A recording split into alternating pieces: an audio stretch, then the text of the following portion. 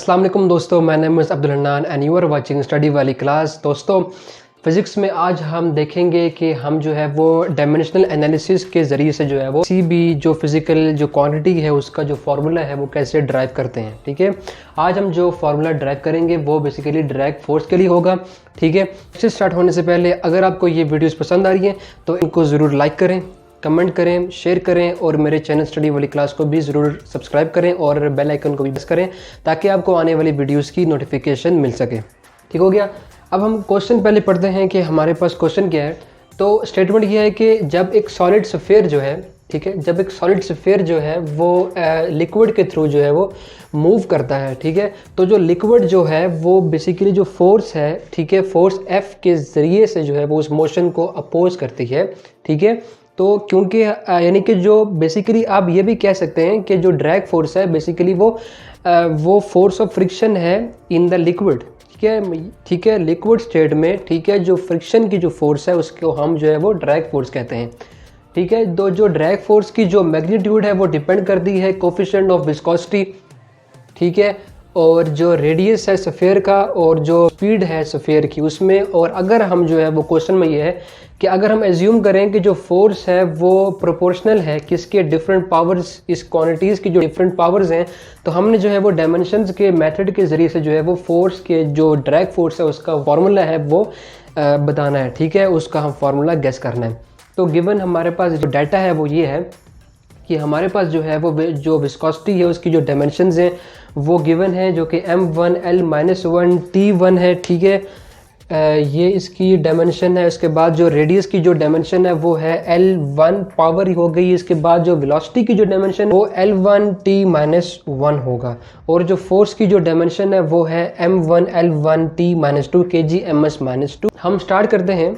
हम कहते हैं कि जो फोर्स, जो ड्रैग फोर्स है वो अपने जो उसके जो फैक्टर्स हैं उसके डायरेक्टली प्रोपोर्शनल है। ठीक है, तो जो उसके फैक्टर्स, तो अगर हम देखें तो जो एफ डी है वो डायरेक्टली प्रोपोर्शनल है जो कोफिशिएंट है विस्कोसिटी का और उसकी जो पावर है हमने उसको एज्यूम किया कि वो जो है वो ए है और जो रेडियस है वो उसकी पावर बी है और जो वेलोसिटी है उसकी पावर जो है वो सी होगी। ठीक होगी, इनकी जो पावर्स हैं वो ये होगी।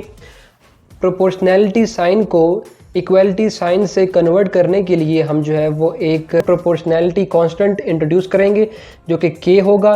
तो जो ये जो इक्वेशन हो जाएगी ये बेसिकली एफ डी इक्वल हो जाएगी k, जो कोफिशिएंट है पावर a, जो रेडियस है पावर b और जो वेलोसिटी है पावर c।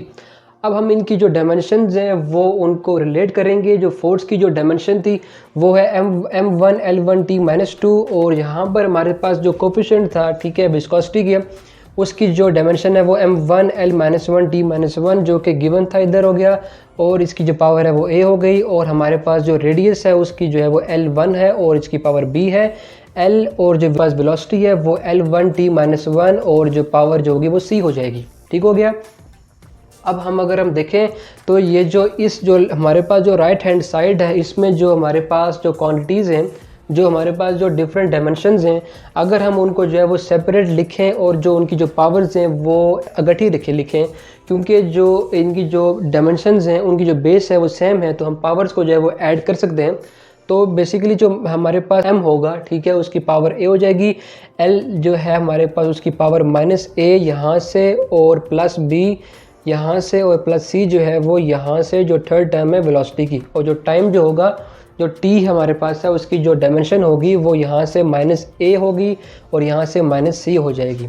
अब हम क्योंकि जो फिज़िकल क्वांटिटीज़ की जो डायमेंशंस हैं ये बेसिकली इक्वल हैं, सेम हैं, सिमिलर हैं, तो हम जो है वो इनकी जो पावर्स हैं उनको कंपेयर कर सकते हैं। तो हमारे पास जो m मैस है इसके लिए अगर हम देखें तो जो पावर इधर जो है वो इसकी 1 है और इधर जो है वो a है। तो अगर हम, क्योंकि इसकी जो बेसिस हैं वो सेम हैं, तो जो a जो होगा वो बेसिकली जो पावर a है वो 1 के इक्वल होगी। ठीक हो गया। और हमारे पास जो टाइम जो होगा, ठीक है, टाइम की जो हमारे पास इधर जो पावर है -2 है और यहाँ पर हमारे पास जो है वो -a -c है, तो हम जो है वो इसको इक्वल कर सकते हैं। हमने जहाँ से फाइंड किया a की वैल्यू जो है वो 1 है, तो -1 -c इक्वल हो जाएगा -2 के।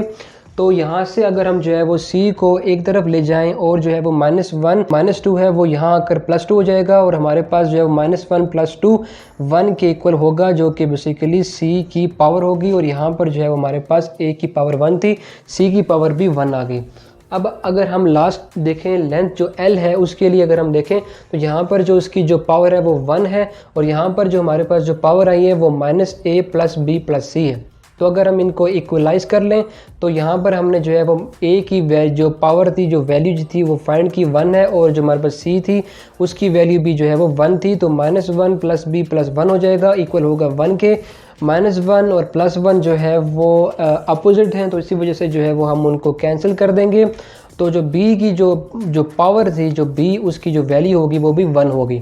तो अगर हम इस इक्वेशन 1 में इसको पुट करें तो जो ड्रैग फोर्स होगी वो इक्वल है k जो कांस्टेंट है, ठीक है। और हमारे पास जो हमारे पास विस्कोसिटी का जो कोफिशिएंट था उसकी जो है वो पावर 1 हो जाएगी, ठीक है, जो कि उसकी पावर a थी। और जो रेडियस था उसकी जो पावर थी हमारे पास अगर हम देखें तो वो b थी और जो b की वैल्यू है वो 1 है, ठीक है। और जो v था हमारे पास उसकी पावर c थी, तो c की पावर भी 1 है।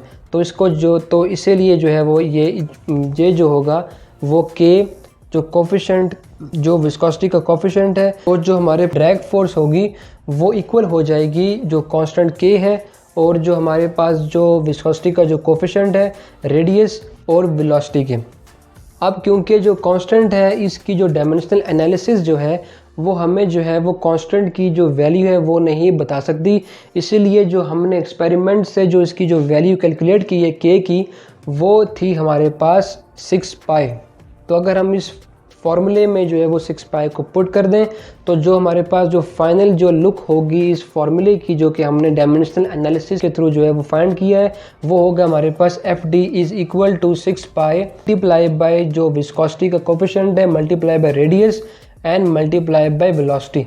तो ये था हमारे पास जो हमने डायमेंशनल एनालिसिस के ज़रिए से जो फार्मूला है जो ड्रैग फोर्स के लिए वो हमने फाइंड किया। तो ये मेथड होगा कि अगर आपके पास जो है वो एक फ़िज़िकल क्वांटिटी है और उसके जो है वो फैक्टर जो हैं वो गिवन है, तो आप जो है वो डायमेंशनल एनालिसिस के ज़रिए से, इस मेथड के ज़रिए से जो है वो बहुत आसानी से जो है वो उसका फार्मूला जो है वो गेस कर सकते हैं। ठीक हो गया।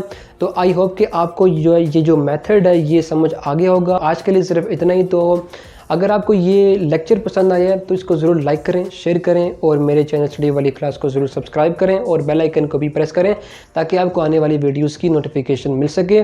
तो हम मिलते हैं अपनी नेक्स्ट वीडियो में, तब तक के लिए अपना ख्याल रखिए। अल्लाह हाफिज़।